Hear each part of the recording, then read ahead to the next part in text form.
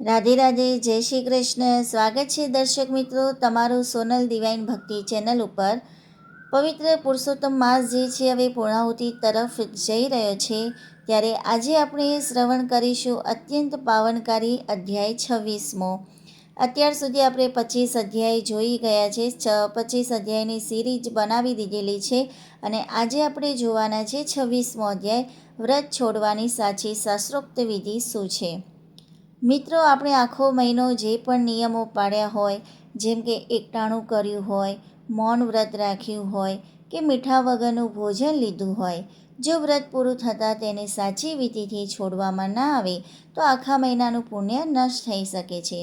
આજે મહર્ષિ વાલ્મીકી રાજા ધનવાને જણાવશે કે વ્રતના અલગ અલગ નિયમો બદલ કઈ ખાસ વસ્તુઓનું દાન કરવું જોઈએ. એટલું જ નહીં, આજના અધ્યાયમાં આપણે કેવા ભયંકર પાપ વિશે જાણીશું જે અજાણતા કરવાથી પણ મનુષ્ય સીધો ઘોર નર્કમાં જાય છે. સાથે જ એ પણ જાણીશું કે માત્ર એક જ અન્ન ખાઈને વ્રત કરનારને કઈ પરમ ગતિ મળે છે. આ બધી જ મનની મૂંઝવણો દૂર કરવા માટે આ ઉપયોગી વિડીયોને જરાય સ્કીપ કર્યા વગર છેક સુધી સાંભળજો. મહર્ષિ વાલ્મીકી બોલ્યા, હે રાજન, હવે હું તને વ્રતના નિયમો છોડવાની વિધિ જણાવું છું. જેણે એકટાણાનો નિયમ લીધો હોય એને બ્રહ્મભોજન કરાવ્યા પછી જ એ નિયમ છોડવો. માગ્યા વગર ભાણામાં જે આપે એ જમી લેવાનો નિયમ લેનારે સુવર્ણદાન કરવું. આખો મહિનો ઉપવાસ કરનારે દૂધ દહીંનું દાન કરવું.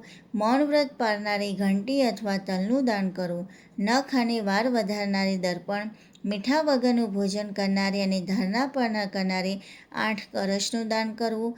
એક જ અન્ન લેનાર મોક્ષની પ્રાપ્ત કરે છે. એકટાણું કરનારને રાજપદ મળે છે.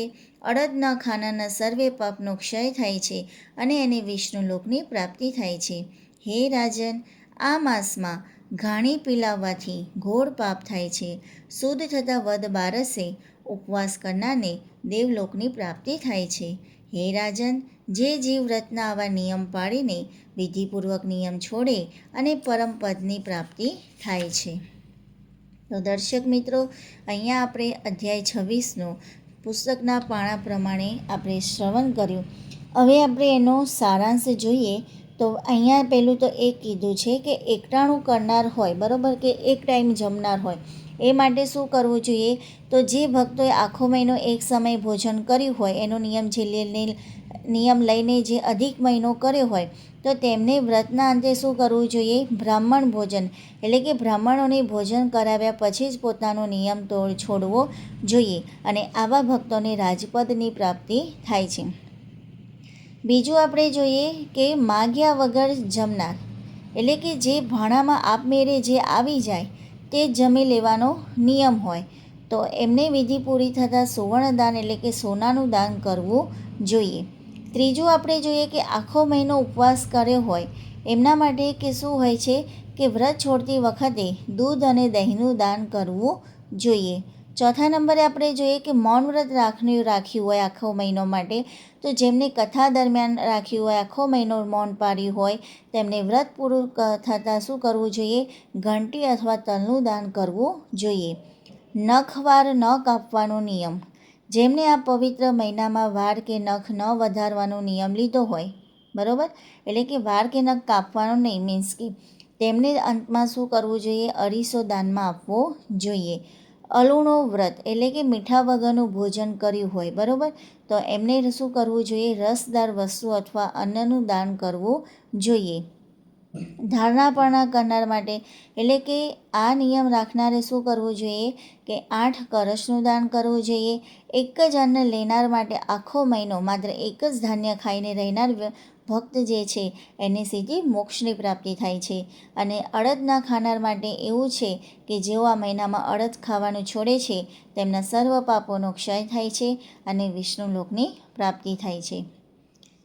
અહીંયા આપણે જોઈએ બીજું કે એક વસ્તુ આમાં બતાવી છે બુકમાં કે ઋષિ ખાસ ચેતવણી આપતા કહે છે કે આ પવિત્ર માસ દરમિયાન ભૂલે ચૂકે પણ ઘાણી પીલાવી ન જોઈએ, કારણ કે આ મહિનામાં ઘાણી પીલાવવાથી મનુષ્યને ઘોર પાપ લાગે છે.